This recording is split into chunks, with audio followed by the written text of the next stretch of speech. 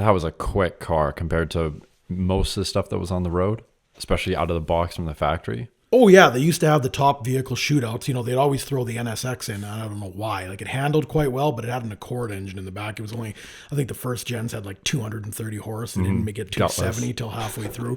But when you did the top car tuner shootouts, they always threw in the super turbos. And by 94, they were conservative 320 horse turbocharged. You can do anything with them. They'd have the 355 Ferrari.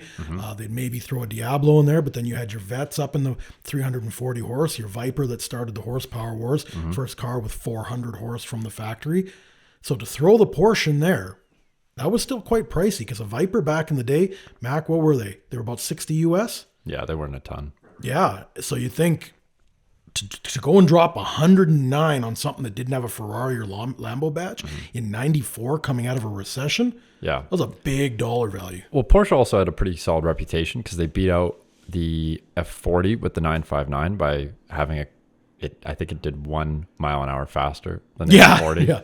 Which is here we go. Really Producer good Mac. marketing technique. The 4 options, the Dodge Viper RT10 Roadster was at 49,000 US. Insanely wow. cheap, yeah. Dodge Viper RT10. This is the 94.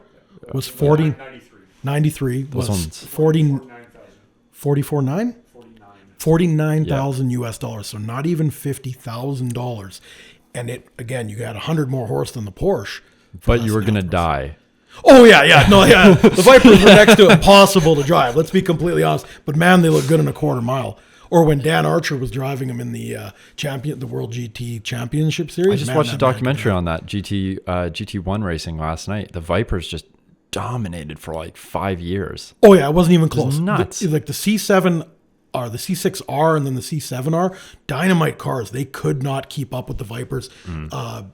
I mean, even anywhere. pre that, like late 90s, early 2000s, they were smoking everything. Yes. Didn't matter what brand was there. Yeah, it wasn't until I think the M3s came out with the V8 GT, I don't know what class it was, but the 24-hour racing series where they had the BMW, the E46 M3s with the V8s. That's the only thing that like beat out the Vipers.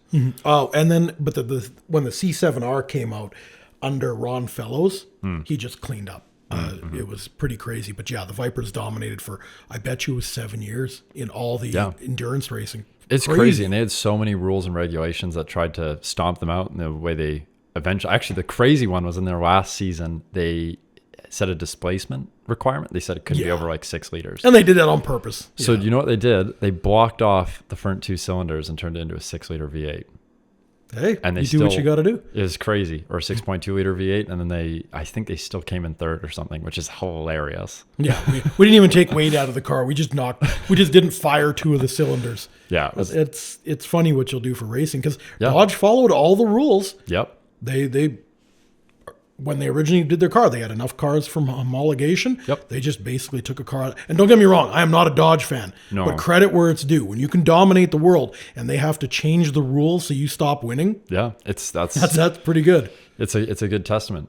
It's like when they had to ban the R32 GT-Rs from running the GT series in Japan in the 1980s.